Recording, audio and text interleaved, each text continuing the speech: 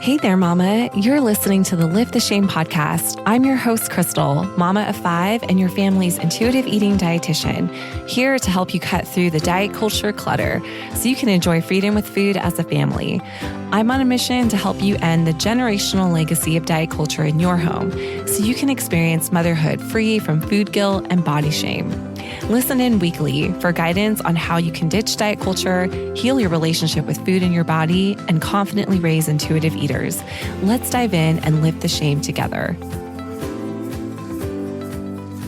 Hey Mama, welcome back to the show. Always glad to have you here and tuning in. We are embarking on a new series, so to say, here on the podcast, and I'm excited to delve into this with you. We're going to be looking more at the different layers that influence your feeding relationship with your child and just some of those dynamics and how they can shape how you feel about feeding your child and all that that entails.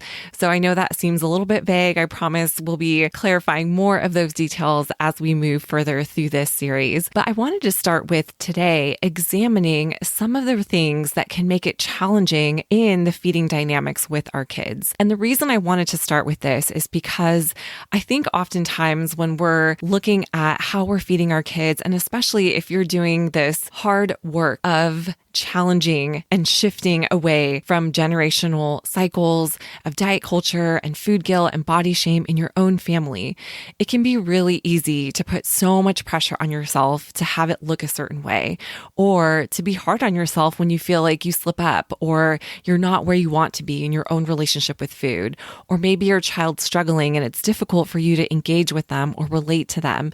There's so many different things that can make feeding our kids challenging. And I think when we are often putting this pressure on ourselves, it only makes it harder. And today's episode might feel like a little bit of a Debbie Downer, and that's definitely not my intention.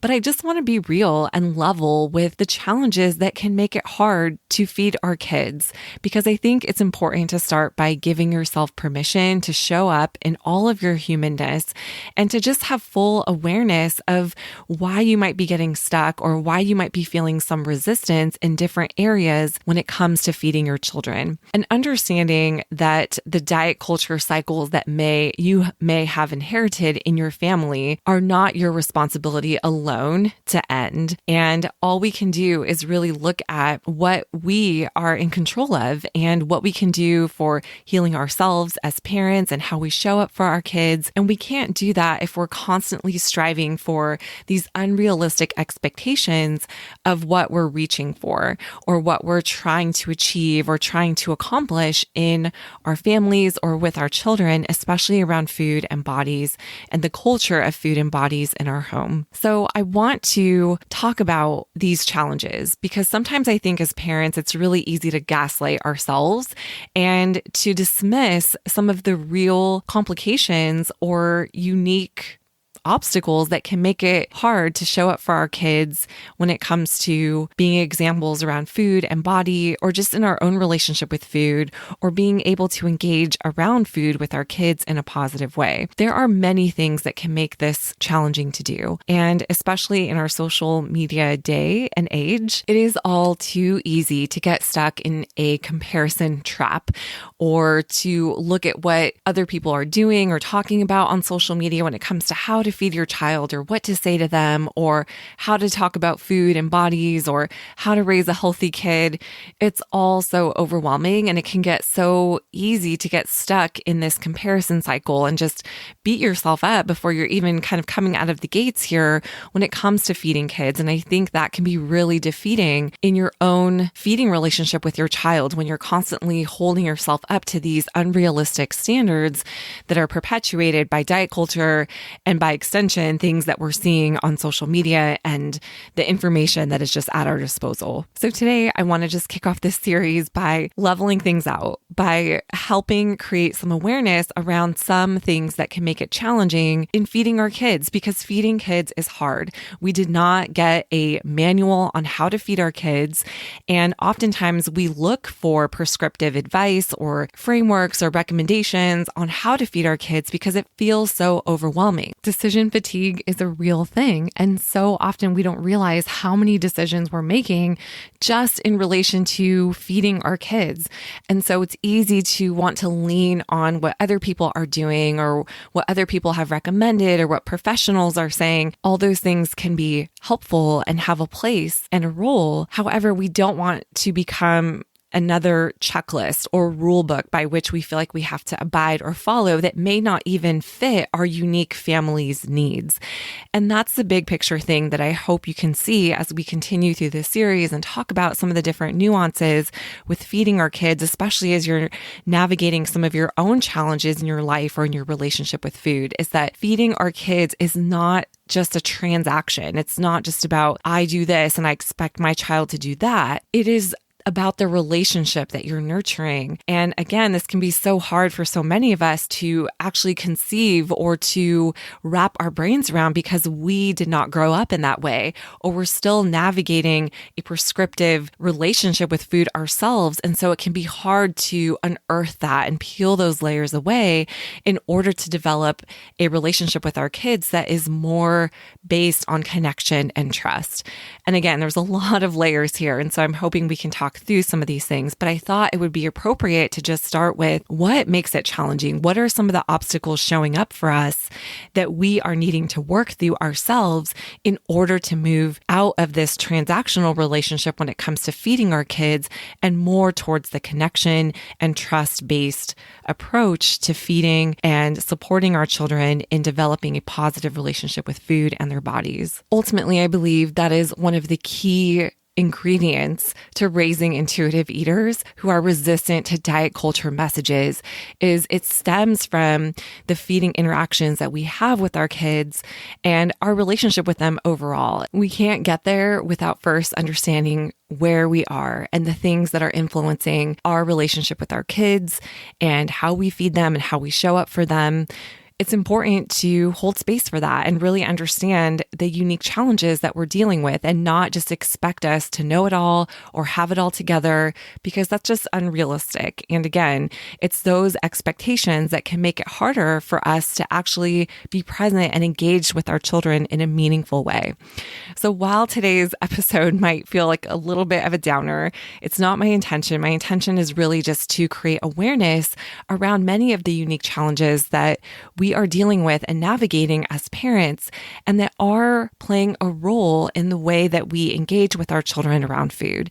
Because once you have awareness of some of these things, it then becomes easier to work through any potential obstacles through resolution or through ways that you can find meaningful support for yourself and have greater capacity for your children. It comes down to starting with ourselves, which I know is not easy. A lot of us sometimes shy away from that work because it's hard and it's painful in a lot of ways. And again, we can't control the outcomes of our kids. We can't control what other people are doing in our lives. All we can do really is focus what's in our realm of control. And for us as parents, that's taking a look at the things that are showing up for us and understanding where we might need some more TLC or healing work, or where we need to do the work ourselves to be able to better support our families and be more effective in shifting out of these generational cycles. They don't just happen on their own, they happen with intention. And it really comes down to a lot of the things that shape our relationship with food and how we feel about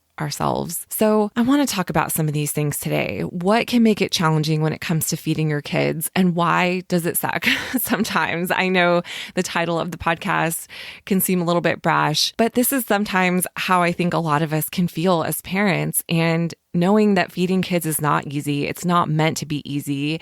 And if we are constantly going into it thinking that it's just supposed to be rainbows and unicorns, we're going to feel disappointed.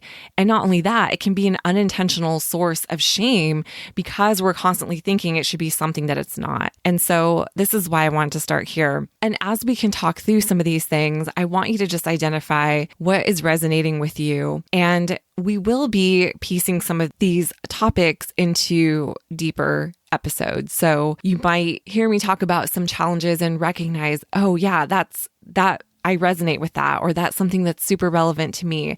And I will be talking more about some of these particular challenges and just also hoping to provide you with some resources that might be helpful to you if you find yourself navigating some of these challenges. So let me know as you're listening to this episode if there's anything that sticks out to you or that you're hoping to hear more about. I'd love to hear from you and just know how I can better support you with more information and resources on your own journey. But again, I just want to start by recognizing that feeding kids is hard. There's a lot that can come up in many different shapes and forms. And what I'm talking about today is by no means exhaustive. There are many, many more things that I can't cover in one single episode. So I would love to hear from you too. If you recognize a unique stressor or challenge that makes it hard for you to feed your kids or is challenging, I'd love for you to share it with me because I think it's important to talk about these things. And again, to not gaslight ourselves and to validate the struggles that come with feeding children. So first thing I want to talk about is just some of the systemic issues at large that make feeding kids challenging. There are so many lack of resources and support for parents in general, particularly here in the United States, which is my home country. It just is hard. So many parents feel like they're parenting alone and don't have resources. We're dealing with high cost of living. We're dealing with lack of parental paid leave and support in the workforce. And often it requires both parents, if there are two parents involved, dual income families in order to support a family unit, which makes it even harder when it comes to finding childcare, as there's very minimal resources here in the United States alone. I know definitely in other countries as well. But when it comes to supporting families as a whole, as a society, there is so much lack in that. And so this can make it very challenging for families to just navigate keeping their kids fed, especially in light of food insecurity and how many families are dealing with that today. And a recent study actually during the course of the pandemic by the USDA found that 1 in 6 children in the United States may not have consistent access to enough food for a healthy and active life. And that is, 1 in 6 kids, that's not a small percentage here that we're talking about. So when we're dealing with things like food insecurity, which can be systemically based issues here, this is a stressor, a huge stressor for feeding kids, and that can make it hard to show up for your child in a way that is engaging and present and connected when you're constantly worrying, am I going to have enough to keep the lights on or keep the kids fed or keep the family fed? These are real stressors, and there's a spectrum of this, and this can make it very challenging, just the overall lack of resources and support for families in today's day and age, especially here in the United States. So that's a huge one. Another challenge is just the mental load of meal planning. This is a big one too. And a survey that I ran across that was actually done by HelloFresh found that 63% of parents feel overwhelmed by the mental load of planning and preparing family meals, which I actually think it's probably a lot higher than that. But if you think about the different steps that are involved with meal planning or getting a meal together, it's taking an inventory of what you have. It's actually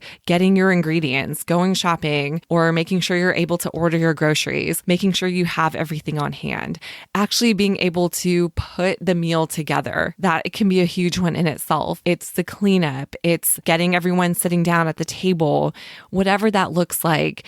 This is something that is a huge stressor for so many families. And I know that you could probably relate to this alone. And when we're talking about feeding kids, we're talking about feeding them multiple times over the course of the day. It's not just like one and done. You are feeding your kid multiple times a day, every day, which feels like an infinite amount of time, even though it's not. But, our kids will get more independence as they get older and are able to assume some of those responsibilities. But when you're in the throes of it, it is so challenging. And when you throw in now feeding yourself or staying fed yourself on top of feeding your kids and staying on top of all the different tasks that are involved with putting a meal together, it's tough. And this can wear on you, and it can cause a lot of burnout. It can cause a lot of stress. And again, this is affecting how we show up for our kids or how we engage with them around food. If you're feeling stressed or you don't know, you're opening the fridge at 4:30 or 5 p.m., or in our family's case, later than that, and you're looking at your fridge and not sure what to put on the table or feeling stressed about getting something together that the family will eat, you're not alone. This is a huge stressor, and we don't talk about this. We don't talk about how stressful that this can be and how this can affect our mood and how we show up for our kids or engage with our kids when we are dealing with this often invisible load of meal planning, especially if you are shouldering this or you're the primary caregiver and you're doing a majority of this. It can be really tough and really wear on you. And I think the pandemic really brought a lot of this to light, where many of us were at home with our kids. We may not have had access to the resources that we had before pre-shutdown. And I think it became really apparent very quickly how intense the load of meal planning is. And it's often a mental load that's invisible, that we're constantly juggling and multitasking all these different steps that come with feeding our kids and feeding ourselves.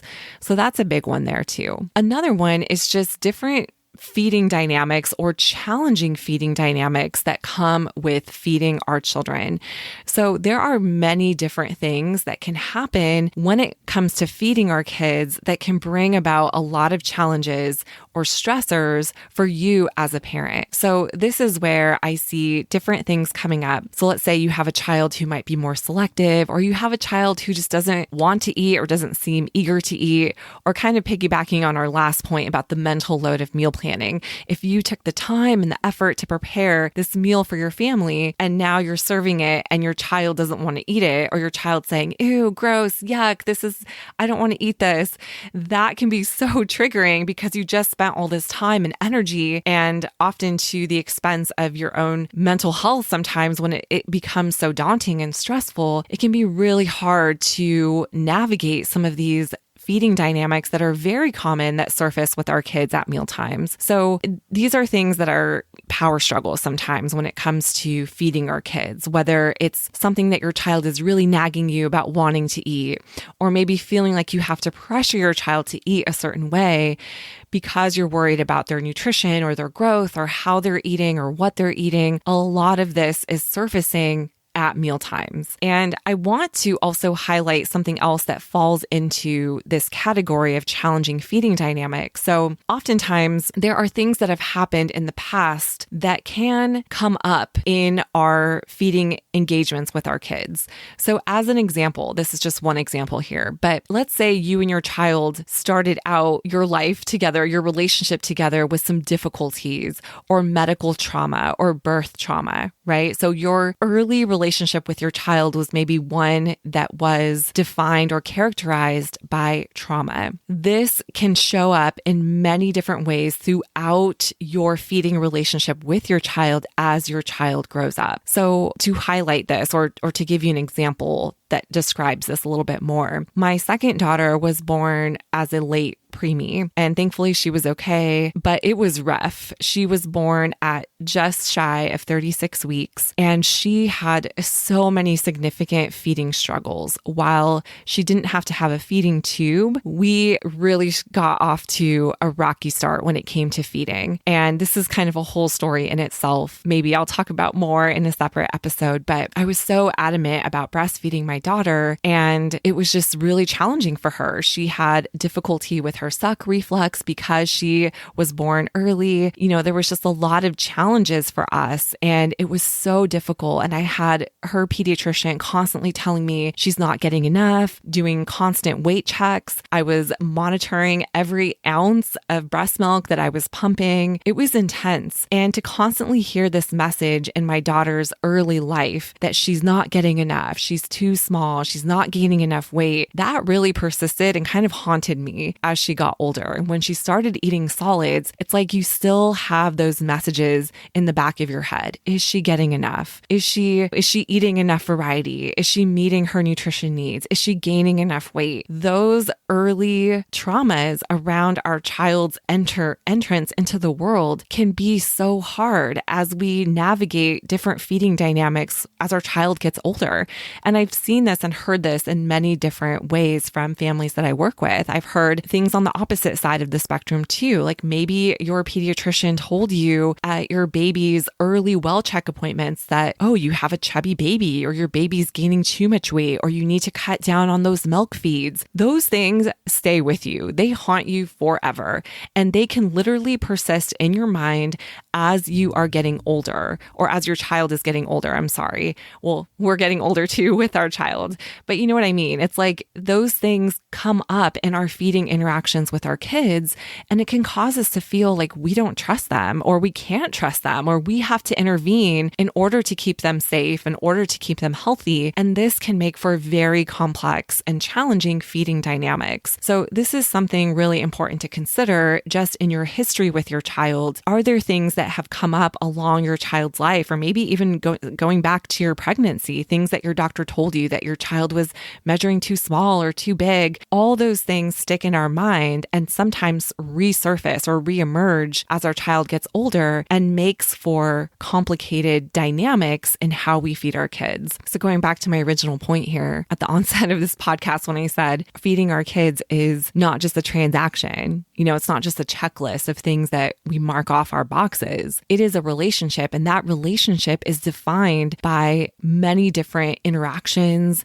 experiences, milestones that you have been through together with your child. And it's important to understand that history, because that is going to affect how you show up for your kids or how you feel about feeding your child. I remember with my second in particular, I was stressed. Feeding her felt super stressful to me. And that was a very defining characteristic of how I showed up with feeding her in particular. It felt stressful because of that early trauma that we both went through together around feeding. It was very complicated. And it took a lot of work to really heal through that for myself in order to be able to extend trust to her and not micromanage her. And so that's something that I think is really important to understand. When there is an urge or a want to micromanage our child, or to pressure them to eat in a certain way, or when we notice ourselves feeling triggered or uncomfortable with how our kids are eating, there's something related to that. And unearthing some of that can help us understand why we may feel stressed, or why we might have this challenging feeding dynamic with our child. You're not just imagining it. It's not just in your head. And this is why I get so frustrated when I see parents presenting their concerns around feeding and then getting those concerns dismissed so easily. Like, oh, it's not a big deal. Just let it go. Just trust your child. Well, it's not easy to do those things if you've had early experiences that have told you otherwise. So I want to create space for you and your journey, whatever that has looked like for your child, and to really understand some of the different pieces that are playing a role in the feeding dynamics coming up with your kid and why it can make those challenging. Another point here, and this is definitely a whole different section in itself that I'm hoping to have some more resources and content available for you. So today will be just a brief summary, really. And again, I'm hoping we can touch more on this in future episodes, but this has to do with neurodivergence in families, including children and parents. And often what I see with families that I work with is that parents who are neurodivergent will also have children who are neurodivergent. And that is going to influence different feeding dynamics in the family unit. The problem is that there often are different feeding challenges, and we are trying to fit or get our kids to fit into boxes that they're not meant to fit. So this is where I see a lot of problematic issues with feeding recommendations or frameworks that are really meant for neurotypical children or neurotypical families. And I see that sometimes these are prescribed or recommended to families who are neurodivergent. And what we have to understand is that oftentimes there are many diverse needs when it comes to feeding neurodivergent children. And we need to be willing to be responsive to those individual needs in order to support a more positive feeding relationship between us and our children. But we are not talking about these unique challenges faced by families with neurodivergent children in terms of feeding. There are absolutely sensory sensitivities, food aversions, and again, the need for specialized strategies to accommodate many of these diverse needs. And trying to fit your neurodivergent child into, let's say, a framework that is meant for a neurotypical child is going to create a lot of stress and be very complicated for families. As an example of this, one overarching thing that I see recommended just across the table, and I've talked a lot about this too, but that is family meals, right? Like it's really important to sit down and eat with your kids. And I do stand by that. I do think that there is value in that. However, I do think that that topic is also very nuanced. There's a lot of nuances around having a family meal, and that might need to look differently if you are feeding a neurodivergent child, or if you yourself are neurodivergent and you have differing needs when it comes to feeding or eating for yourself. And so we have to be able to look at those nuances and understand that prescriptive feeding advice is not going to necessarily help, or can sometimes make it even more challenging because, again, you're trying to get yourself or your family to fit in a box that was not meant for you. So we really want to just understand that every family is going to be different. Every child is going to be different. But again, this is where I see these expectations of like, oh, my child should be able to do this, or my child should be able to do that, or I should be able to sit down and eat with my child and I can't, and now I feel like a failure. When we are constantly comparing ourselves to norms and standards that were not meant for us, that can be such a huge source of shame that makes it really difficult to show up for our kids in a meaningful way around food and their bodies. So again, this is a very big and important topic that I do want to talk more about down the road. And I do also want to say that many mothers that I've worked with who are in eating disorder recovery are neurodivergent. So I see this happening much more where it's a neurodivergent parent trying to feed a neurodivergent child and dealing with all this advice that was, again, not meant for us. So this is something that I think comes up a lot more than we realize. And I just want you to understand, like, if you find yourself in this boat, this can make it really challenging for you. It can show up in different ways. Like I said, it might be challenging to sit and eat with your child. You might have different sensory needs than your kid, and that's coming up and clashing around family meals. And there are wonderful ways to adapt and meet your unique needs. And there are wonderful strategies that can work for neurodivergent families. So we will definitely revisit this topic, but I just want you to understand that this is something that can create a lot of stress or just make it challenging to show up for your kids. Again, when you're trying to get yourself or your family or your child to fit a box that was not meant for them. To piggyback on this, I do also want to address the challenges of dealing with mental health conditions as a parent. So as a parent, if you are struggling with any form of mental illness or mental health conditions, this is going to make it challenging to show up for your child or to feed your child. And this can exist in many different forms. And again, I don't have the time to go into every different possible scenario or example here, but I do want to talk about a couple different things. And first one is what I see often with mothers, and that is perinatal mood and anxiety disorders. So I see this a lot during pregnancy and especially postpartum, where moms may be dealing with something like depression or anxiety that is literally crippling to their existence or their ability to do the things that are necessary for living in a way that comes with ease. And I also want to say that I see a lot of high functioning mothers who are doing their best and able to work through and navigate the challenges that are coming up for themselves in their lives, but may feel like they're dying inside. And wherever you may be, if you are resonating with this, I just want you to know that you are not alone. Depression and anxiety and all other forms of mental health challenges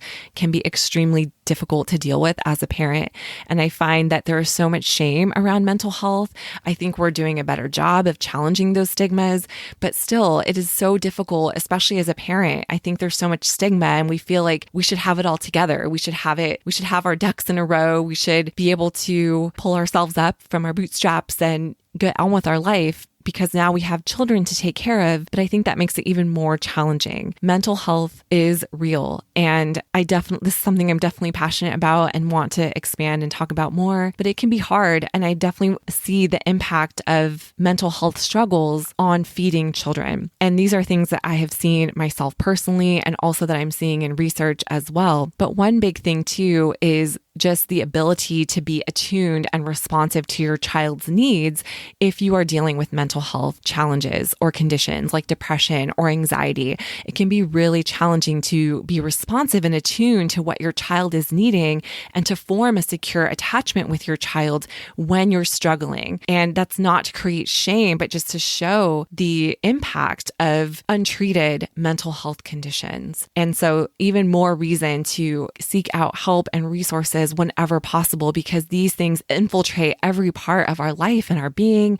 and our ability to show up for our kids. But a huge part of having a positive feeding relationship with our children is being able to be attuned and responsive to their individual needs. And again, it's hard to do that when you're struggling in the throes of depression or anxiety as a parent or as a mom. And it can be hard to just do the day-to-day tasks that are required when it comes to feeding our kids. I alluded to this earlier about the tasks, the invisible mental load that comes with feeding children. And when you have a very limited capacity that you're working with because of depression or anxiety, this can make it even harder to do the tasks that are required to feed our children. I remember, and I will definitely share more about this in future episodes, but I struggled with postpartum depression after my first 3 kids, and it was just very brutal and very intense.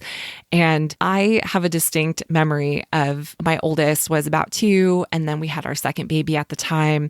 And it was so challenging for me to get up and to actually put a meal together for my kids. Like I couldn't even take out a frozen pizza from the freezer and stick it in the stove. That felt like too much work for me. And I remember thinking I need to at least get my kids in the car and go through the drive-through and pick up some food to feed myself, to get my toddler fed here. And just the thought of taking my kids and putting them into the car and into their car seats and buckling them up in their car seats felt so crippling and so daunting. And I say this to share about the struggles and how it can impact us in our day-to-day tasks. And again, maybe you don't find yourself dealing with that to that degree, but maybe it's affecting you in other ways. And I think it's really important that we understand that mental health struggles are real, and it can have a trickling effect on ourselves and how we show up for our kids and how we are able to feed them and feed ourselves too. I mean, it's all very connected. And so I just want to share this because I think it's easy to, again, see things prescribed or see prescriptive advice or recommendations. You should be doing this. You should be feeding your kids that. You should be making these creative, colorful bento boxes or whatever that looks like. There's so much feeding advice on the internet and all over the place right now. And if you are a mom dealing with mental health struggles, those things can create even more shame in your life where you feel like, I can't do those things right now. And now I'm failing as a mom. And that can make it easy to suffer in silence. And so I just want to encourage you wherever you're at, if this is something that you're dealing with, again, you are not alone. I'm going to link a wonderful, fantastic free resource for you in the show notes. It's called Postpartum Support International. So if you are a mama and dealing with anxiety or depression, or you just know something's not right, I don't know what it is. I just know that I need help. I really want to encourage you to check it out. They have free support groups. They have a free toll-free hotline that you can call to talk to someone.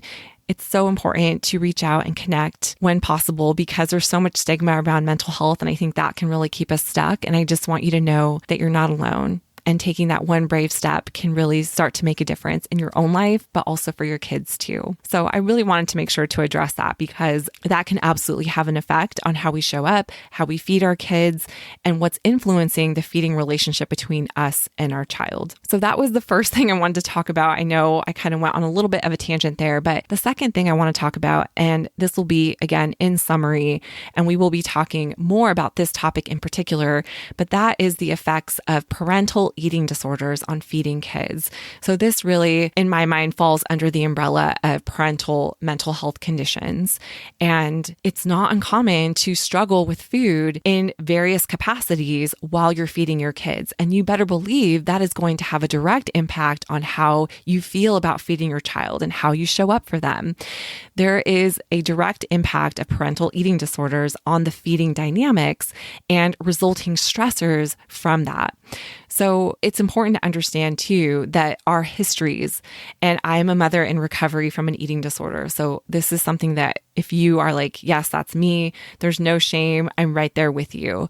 And when we look at our history, it's easy to understand how our eating disorder has influenced our own attitudes or behaviors or anxieties around food and feeding our children. There was an interesting study published in the International Journal of Eating Disorders, which found that mothers with a history of eating disorders are more likely to exhibit higher levels of anxiety and concern about their children's eating behaviors.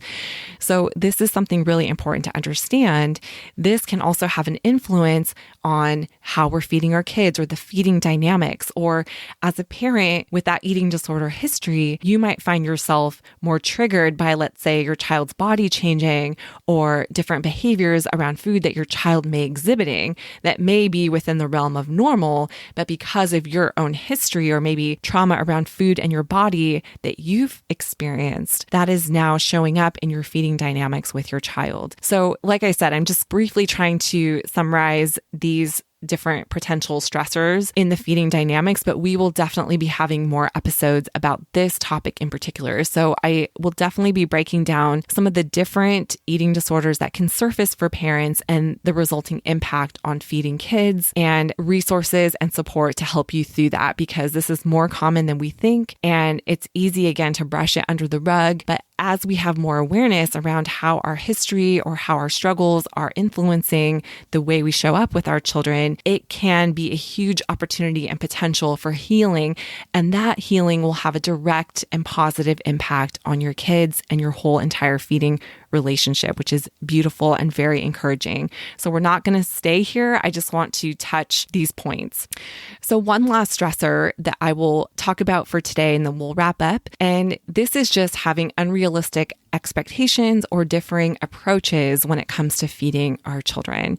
So we've talked about this in many different ways, and diet culture plays a huge role here, but diet culture often influences societal expectations and conflicting approaches to feeding kids. And there's often this pressure to conform to specific mealtime norms, and this can have a huge impact on parental stress when it comes to how we feed our children and how we show up to feeding our kids. So a study published in the journal Appetite actually found that parents' concerns about their child's eating behaviors are actually often influenced by societal expectations and beliefs about what normal, and I'm putting that in air quotes, what normal eating is. So I don't think this comes as a surprise when we are, again, bombarded with so much information. And I think social media perpetuates a lot of what we think normal eating looks like. And then we're comparing our kids to that and saying, well, my kid should be eating all these vegetables and fruits all day or all these different foods, and they're not. They're only eating beige foods. Those discrepancies in our minds can create a lot of stress. And that stress is actually playing a huge role and often showing up in the feeding dynamics with our kids, whether at meal times or how we're engaging with our kids around food. So this is a big one. And again, diet culture plays a huge role in parental expectations or just societal expectations about how we should be feeding our kids and conflicting approaches around that. One more thing to note on this topic too is just differing approaches between caregivers. So let's say if you and your partner have differing approaches to how you should be feeding your child, a common example here is around sweets, where one caregiver might feel like, I want my child to have liberalized access to sweets, and another caregiver may not feel comfortable with that route. Those differing approaches can create conflict and stress for parents at mealtimes, and that can influence a lot of stress around food for the whole entire family. So that's something else to consider when we're talking about differing approaches to feeding kids. So I know we touched on quite a few different stressors today. And again, my intent is just to create awareness around some of the challenges that may be showing up for you in your feeding dynamics and in your feeding relationship with your child. And I guarantee you that if feeding your child has felt stressful for you, you likely may be able to resonate with one or more of the reasons that I talked about today. So over the next few weeks, I'm going to be diving into each of these a little bit deeper. And my hope is to just give you some resources to support you in overcoming some of these feeding challenges and these feeding stressors in order to to increase your capacity and to support you in being able to show up for yourself and your child in a meaningful way to build that positive culture around food and bodies in your home, to support you on your mission to ending these generational cycles of diet culture. So we have a lot more coming. I appreciate you tuning in, and we'll look forward to seeing you next week. Thank you for listening to this week's episode of the Lift the Shame podcast. For more tips and guidance on your motherhood journey, come connect with me on Instagram at Crystal Cargis. Until next week, Mama, I'll be cheering you on. Bye for now.